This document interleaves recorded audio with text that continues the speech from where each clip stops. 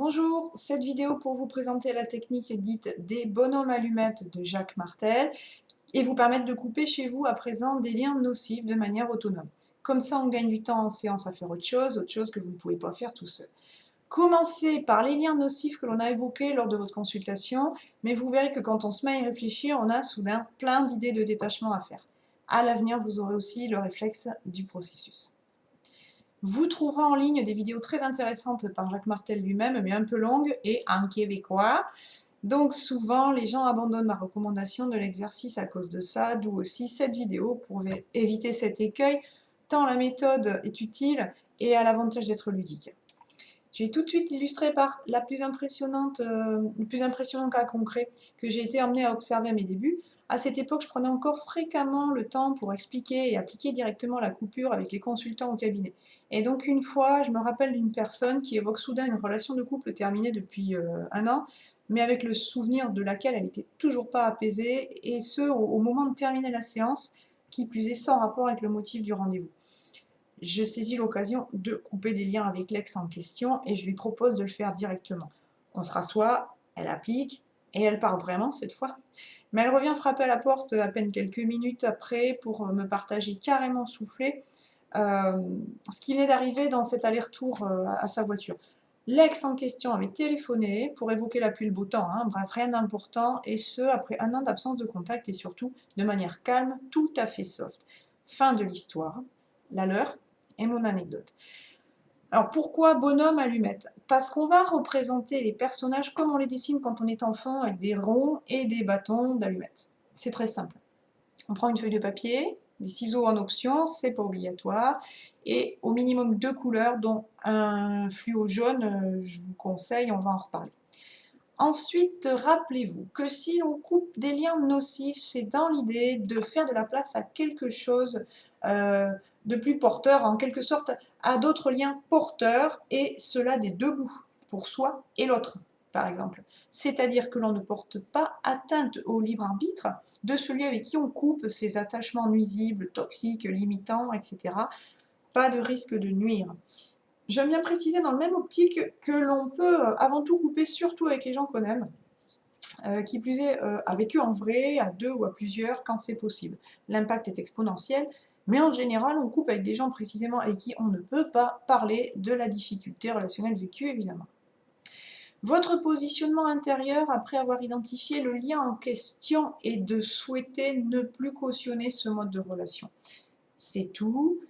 C'est le début et c'est énorme en vérité. Donc prenez le temps de l'exercice au calme, un temps de libération pour vous, et non pas sur un coin de table, à la pause déjeuner au boulot, vite fait, mal fait, car pas fait en conscience, autrement dit en réceptivité intérieure qui permet d'inscrire cette nouvelle attitude d'être en lien, ce nouveau positionnement intérieur souhaité. Pour exemple, si vous coupez des liens nocifs entre vous et votre belle-mère, c'est parce que vous souhaitez acter que vous ne cautionnez plus le type de relation dans laquelle vous vous trouvez ensemble. Peu importe la faute à qui, vous dites stop, vous en avez marre, vous souhaitez que le rapport change. Alors sachez que l'on peut couper 3 types de liens. De soi à une autre personne ou un groupe de personnes. De soi à un contexte général ou à un endroit, à un lieu. Et enfin de soi à soi. À mon sens le plus intéressant et je constate aussi le moins connu. J'illustre les trois. De soi-même, premièrement, à un membre de sa famille, le frère, la mère, ou un groupe. Au groupe en fait que représentent par exemple tous les collègues du rez-de-chaussée sur votre lieu de travail, ou plus largement, imaginons, les bureaucrates.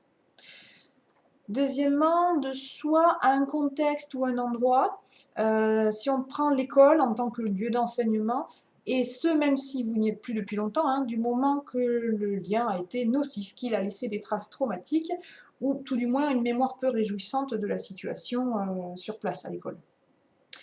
Et troisièmement, alors de soi à soi, là, il s'agit de renforcer une transformation identitaire en route, hein, de quitter une identité qui vous plombe. Ça veut dire accepter pleinement qu'elle ne soit plus, qu'elle a fait son temps, qu'elle ne vous sert plus.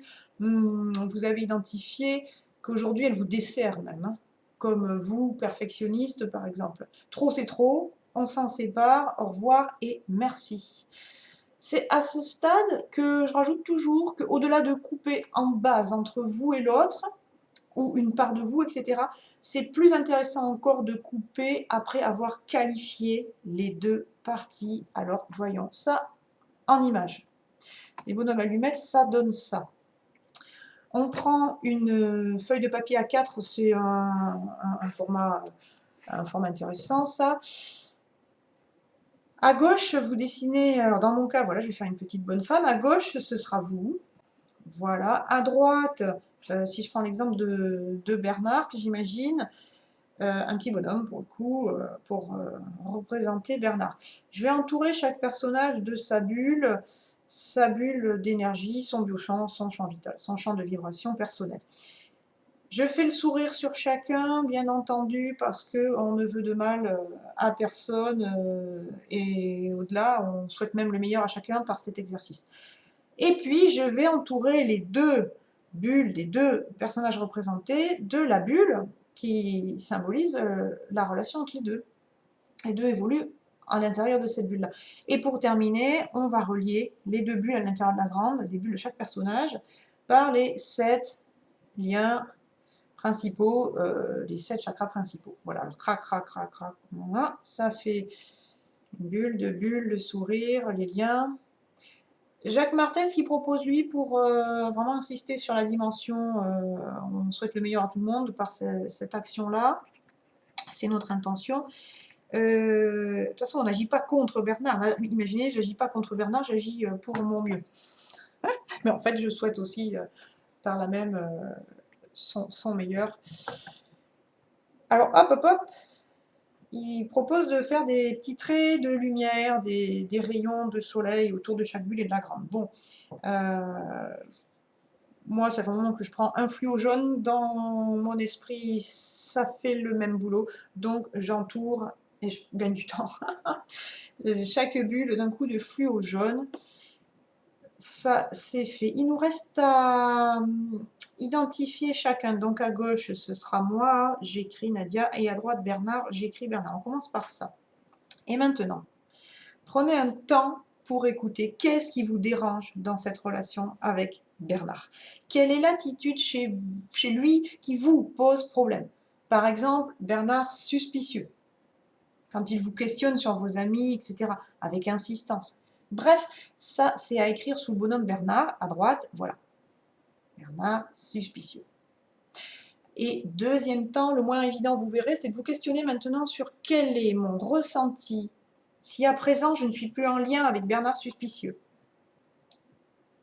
Des fois, c'est un ressenti inverse à celui que l'on vit avec Bernard suspicieux, mais ça peut aussi être autre chose qui n'est pas systématiquement à l'opposé du ressenti inconfortable. Par exemple, quand avec Bernard suspicieux, on vit une tension ou une sensation étrange de culpabilité sans motif, on n'inscrira pas automatiquement détendu sous notre bonhomme de gauche. Nadia détendu. Ça peut être par exemple soit créatif, etc. Nadia créative. Ce n'est pas intellectuel comme ressenti. Il n'y a pas de bonne réponse ni attitude à mettre en face de Bernard suspicieux, à la place de soi tendu. Il y a juste ce qui vit en dedans de vous quand vous vous projetez dans ce nouveau lien à Bernard sans la suspicion. Ok ? Eh bien, quand tout cela est souhaité, représenté à l'extérieur de vous, sur le papier, clarifié et ressenti à l'intérieur de vous, vous coupez réellement les liens symbolisés par les 7 traits entre les deux bulles sur le papier. Voilà, au ciseau, ou alors vous déchirez la feuille au milieu pour séparer les liens nocifs, crac, selon votre humeur et l'intensité du processus de l'instant. Parce que parfois aussi, ça peut être douloureux à ce stade. Une fois, j'ai une autre anecdote, il s'agissait avec une personne que j'ai reçue de liens très destructeurs et encore actifs au présent, malgré l'éloignement géographique avec la personne avec laquelle elle souhaitait couper les liens nocifs. Le tracé lui-même sur le papier avait pris du temps et avait soulevé beaucoup d'émotions qui ont rendu très difficile l'acte de découpage du papier. D'où ne négligez pas la portée de la technique, hein, ni galvauder, ni surévaluer. C'est une technique libératoire qui permet avant tout un détachement vis-à-vis de la situation. On n'offre déjà plus la même prise à l'autre. On a lâché la corde de notre côté, et rappelez-vous que pour tirer, il faut être deux, et on vibrera donc différemment aussi, bien entendu. Allez, usez et abusez de la technique en vrai, et reprenez rendez-vous si vous coincez. Vous avez peut-être fait émerger une charge plus conséquente que vous pensiez. Bravo! À bientôt de vos nouvelles avec cette méthode parmi d'autres, pour couper des liens nocifs. Merci de votre attention.